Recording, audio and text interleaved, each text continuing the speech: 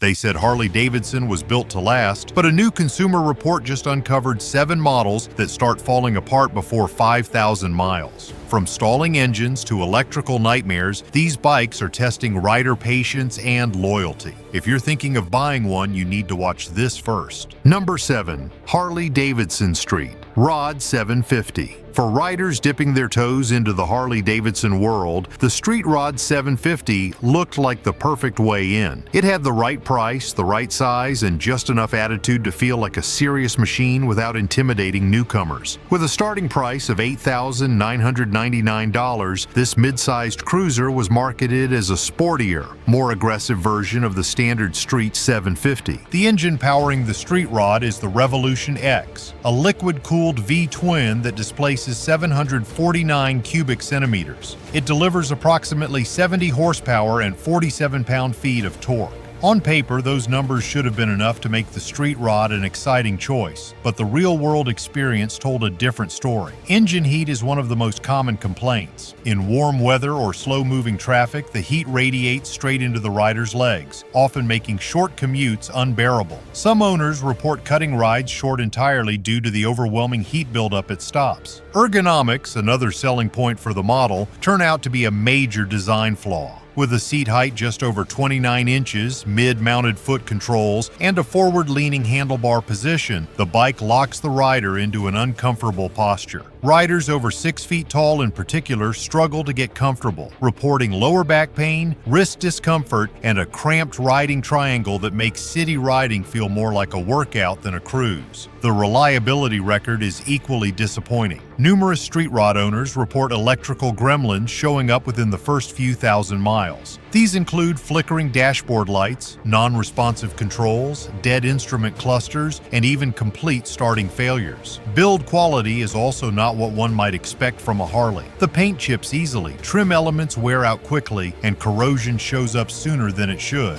especially on the exhaust system and bolts in humid or coastal climates. Panel misalignment and rattling bodywork are frequent complaints on ownership forums. Despite its more aggressive silhouette and performance-focused branding, the Street Rod feels like it was built to a price point rather than to a standard. Suspension and braking round out the bike's confusing compromises. Dual front disc brakes and a single rear disc provide respectable stopping power, but feedback is inconsistent. Under spirited riding, some riders report noticeable brake fade. Suspension duties are handled by 43mm inverted front forks and dual piggyback rear shocks. While the components sound sporty, they are harshly tuned. The ride quality over broken pavement is stiff, jarring, and not well suited for daily use. For a platform trying to straddle the line between performance and comfort, it misses both marks. Weighing in at just under 507 pounds, the bike is technically manageable for beginners, but lacks the light-footed agility to make city navigation easy. The top-heavy feel at low speeds makes parking lots and tight turns feel more intimidating than they should. If you thought Harley's entry-level lineup had issues, wait until you see the next bike on the list. It takes the company's touring dreams and sends them straight into a wall of frustration.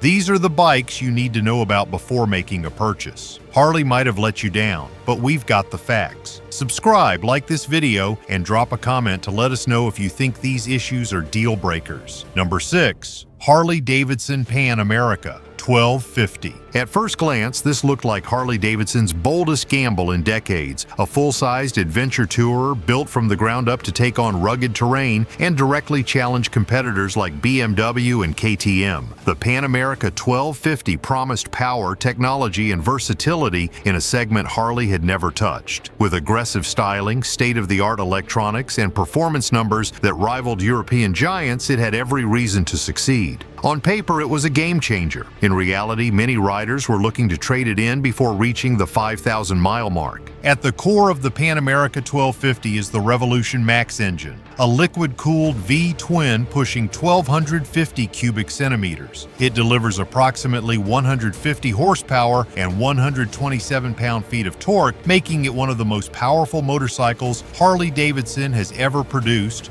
straight from the factory. The bike weighs 562 pounds dry and comes equipped with electronically adjustable semi-active suspension, Brembo brakes, a 6-axis inertial measurement unit, and multiple selectable ride modes. With a starting price of $17,700, it is also one of Harley's most expensive non-touring models. On paper, it is the most advanced motorcycle Harley-Davidson has ever released. In the real world, those innovations quickly became liabilities. The biggest breakdown came from the one feature Harley touted as revolutionary, the adaptive ride height system. This was meant to automatically lower the suspension when stopping and raise it at speed, giving riders more confidence in traffic or off-road conditions. But riders quickly reported failures. Systems freezing mid-ride, suspension failing to reset, or worse, locking in an unsafe position. Some owners were left stranded, unable to mount or dismount the bike safely. Others described terrifying instability while riding rough trails as the system refused to adjust as intended. Then came the software failures. Riders reported the infotainment system freezing during navigation, rendering GPS and critical data useless. In several cases, a full reboot was required on the side of the road. Even more concerning were battery management failures, where the system would misreport charge levels, leading to complete power loss despite showing a full battery. These were not minor bugs. These were core functionality breakdowns that made the bike feel unreliable in any environment. Heat issues followed. The Revolution Max engine, despite its power, is notorious for running hot. In traffic, desert climates, or slow technical riding, engine temperatures soared. Riders reported intense heat radiating onto their legs and dashboard warning lights flashing after short rides. For an adventure bike meant to handle day-long treks through diverse terrain, this level of heat management failure was unacceptable. From a comfort standpoint, the tall seat and high center of gravity made the Pan America intimidating for many riders, especially those under 5'10". While the adaptive suspension was supposed to address that, the frequent failures turned that solution into another point of frustration. Durability issues sealed its fate. For a bike sold as a rugged world-crossing machine, the Pan America 1250 showed surprising fragility. Owners reported cracked display screens, corroding wire harnesses, and fairing panels rattling loose after moderate trail use. Despite all the marketing about durability and off-road prowess, the real-world experience revealed a bike that was not built to be punished. And if you think over-engineering is the only way to ruin a good ride, the next bike on this list proves that even simple machines can go seriously wrong.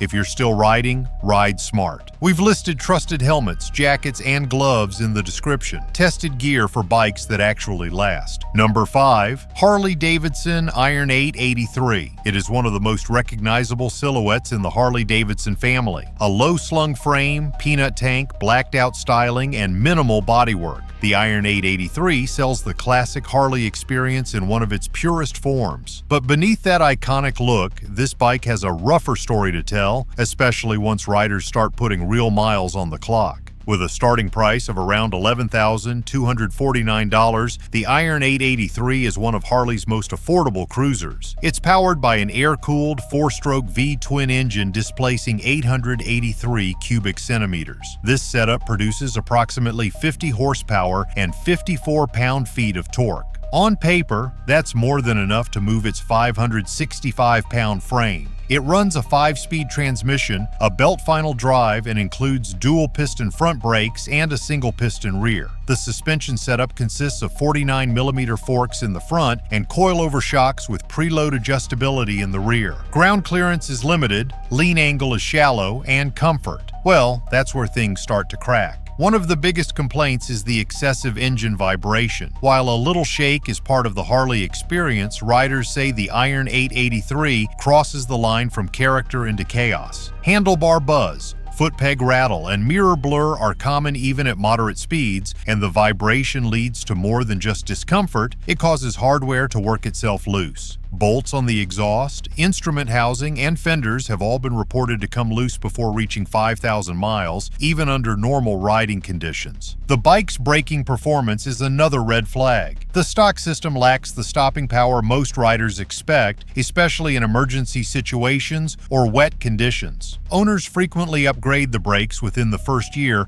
frustrated by the weak bite and long stopping distances. Anti-lock braking is optional, not standard, which further divides opinions about whether this bike is beginner-friendly or borderline unsafe. Then comes the rust. Despite being marketed as an urban cruiser, the Iron 883 shows early signs of corrosion on its pipes, frame, and fasteners, particularly in humid or coastal regions. Many owners report rust forming within the first 2 riding seasons, even when garaged and properly maintained. For some, these problems are overshadowed by the Iron 883's charm. The low seat height, simple design, and raw riding feel appeal to those who value style over refinement, but others see it as a beginner's trap. An entry-level bike that lures you in with looks, then wears you down with recurring maintenance and subpar durability. The riding posture, while approachable at first glance, becomes a long-haul liability. With mid-mounted foot controls and narrow bars, taller riders report cramped legs and wrist strain during rides longer than 30 minutes. The lack of wind protection or storage further limits its utility, pushing owners toward upgrades or outright replacements earlier than expected. While it remains one of Harley's most popular models for first-timers, the Iron 883 continues to draw fire for being more style than substance. For many, it simply does not hold up past the 5,000-mile mark without a growing list of frustrations: loose hardware, weak braking, aggressive corrosion, and rider fatigue.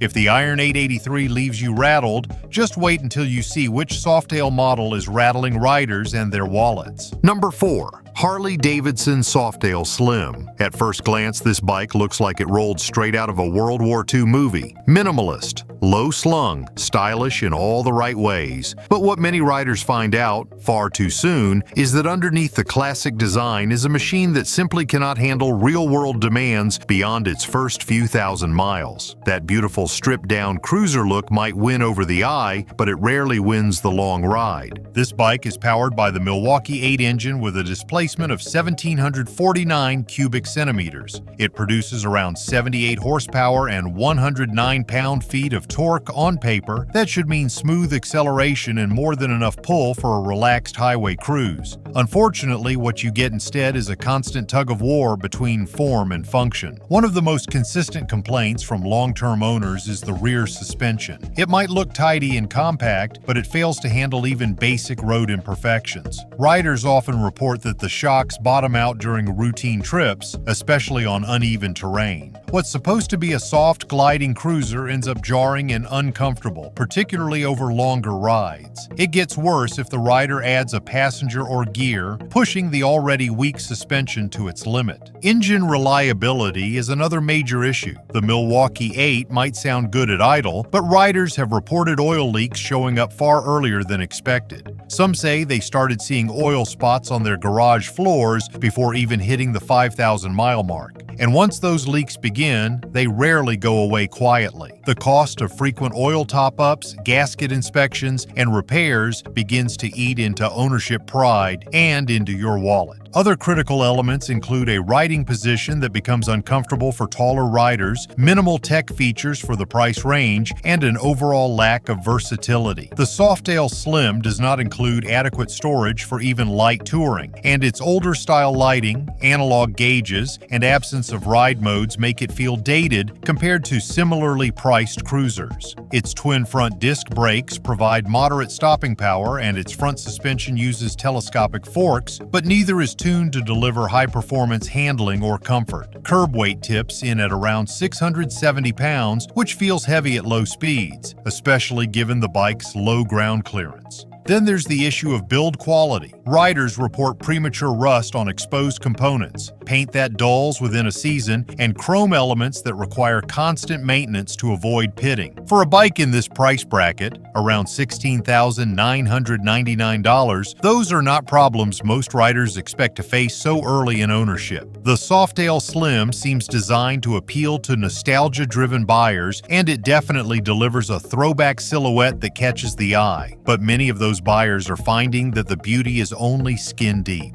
And while the Softail Slim struggles with time-tested tech, the next Harley on this list went all in on future-forward design and somehow fumbled it even harder. Number 3. Harley-Davidson LiveWire. The promise was bold. An all-electric Harley-Davidson that could outrun gas-powered rivals, redefine performance, and reshape the brand for a new generation. And for a brief moment, the LiveWire looked like it might just deliver on all of it. But for many owners, reality struck hard before the bike even reached 5,000 miles. Reports of catastrophic issues started rolling in almost immediately, and for a machine priced at $22,799, disappointment came at a steep cost. The LiveWire is powered by an electric motor that produces 105 horsepower and delivers instant torque from a dead stop. Its 0 to 60 time clocks in at a blistering 3 seconds, and it offers riders a futuristic experience with no gear shifts and no engine rumble, just pure acceleration.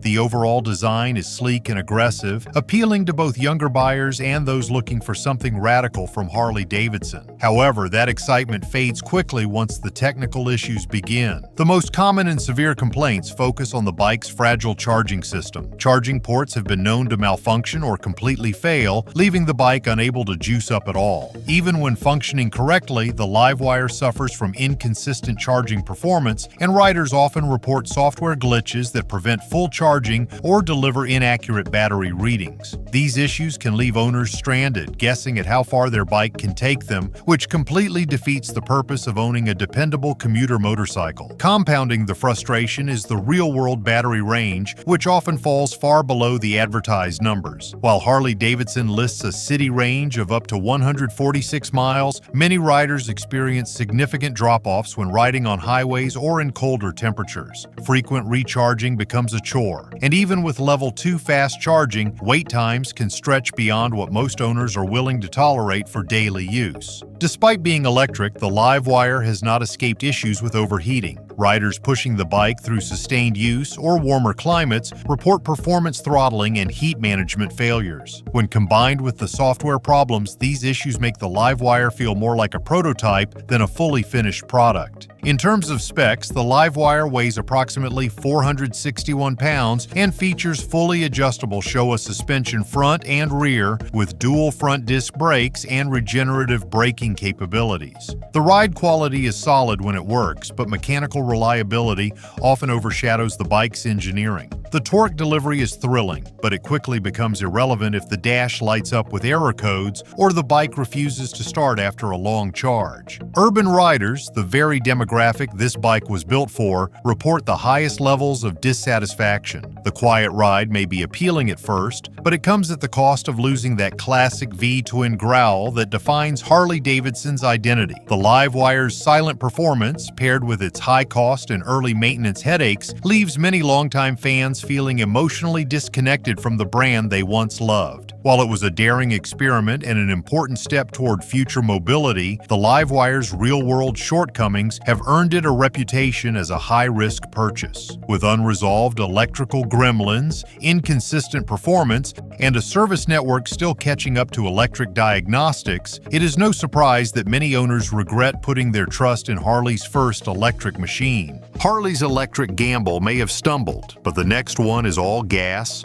all muscle, and all problems. Number 2. Harley-Davidson FXDR 114. When riders first see this machine, it's hard not to be impressed. The long, low stance, the aggressive sculpted lines, the muscle bike attitude. On paper, it looks like one of Harley-Davidson's most modern cruisers, something built to take on the drag strip and the highway. But what many owners discovered far too soon is that the FXDR 114 was all show and not nearly enough go, especially if you hoped for long-term reliability past the 5,000-mile mark. Under the tank, the FXDR 114 is powered by the Milwaukee 8V twin engine, delivering 100 horsepower, 1,868 cubic centimeters of displacement, and 119 pound-feet of torque. It sounds strong, and in a straight line it is. That quick burst of speed off the line is genuinely thrilling. But the excitement fades fast once the flaws start to reveal themselves, and they don't take long to show up. One of the biggest design choices that backfires is the massive rear tire. At 240 inches wide, it definitely turns heads in a parking lot. But on the road, that oversized rear tire becomes a liability. Maneuvering through tight corners or making low-speed turns becomes a chore. It's especially frustrating for riders who want a balance between power and practical city or suburban handling.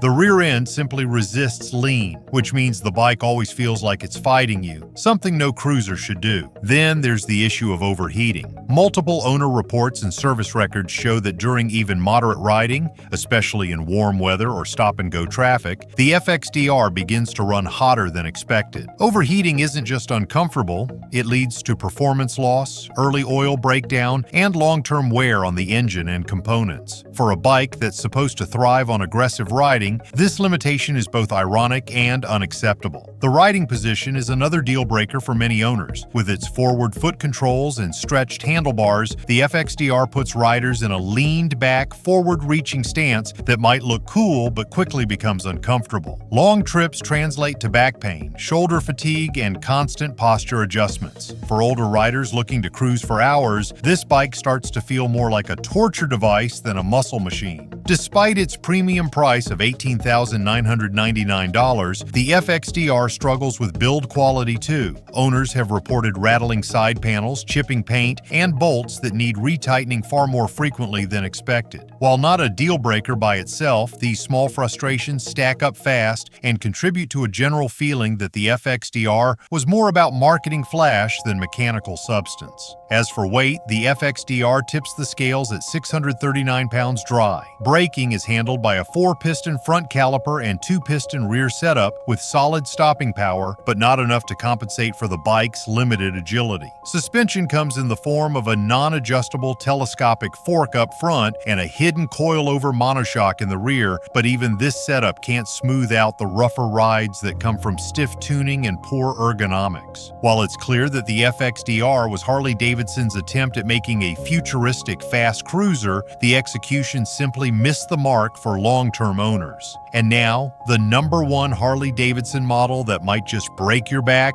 your budget, and your faith in the brand. The truth about these Harleys is out, and it's not pretty. Make sure you're prepared before you buy. Don't forget to subscribe, like the video, and leave a comment telling us which Harley model you think is the most reliable. Number 1. Harley-Davidson Street 500. This bike was supposed to be the perfect entry point into the Harley-Davidson family. It had all the markings of a beginner's dream: low seat height, lightweight frame, and a wallet-friendly price tag starting at around $6,899. But for thousands of riders, that dream turned into a headache before the odometer even crossed 5,000 miles. The Street 500 has become one of the most complained about models in Harley's recent history, and not without reason. At the heart of the Street 500 is the Revolution X engine, producing 494 cubic centimeters of displacement. On paper, that should deliver enough punch for city commuting and light cruising. The engine puts out approximately 34 horsepower and 32 pound-feet of torque, which sounds reasonable for an entry-level motorcycle. But in real-world use, those numbers fall short, both in performance and reliability. Owners report frequent overheating during warm weather rides, especially in slow traffic or at stoplights. That heat buildup can lead to random stalling, which puts newer riders in dangerous and frustrating situations. The clutch system, another major pain point, tends to wear out prematurely. It's not unusual for riders to experience slipping or failure in the clutch before the bike reaches its first major service interval. And when the clutch goes, shifting becomes erratic, making every gear change a gamble. The issues don't stop there. The transmission itself often feels rough and imprecise. Shifting from first to second can produce loud mechanical clunks, and some bikes even pop out of gear under acceleration. These aren't just quirks, they're symptoms of deeper build quality concerns. It's one thing to learn on a basic bike. It's another to feel like the machine is actively working against you.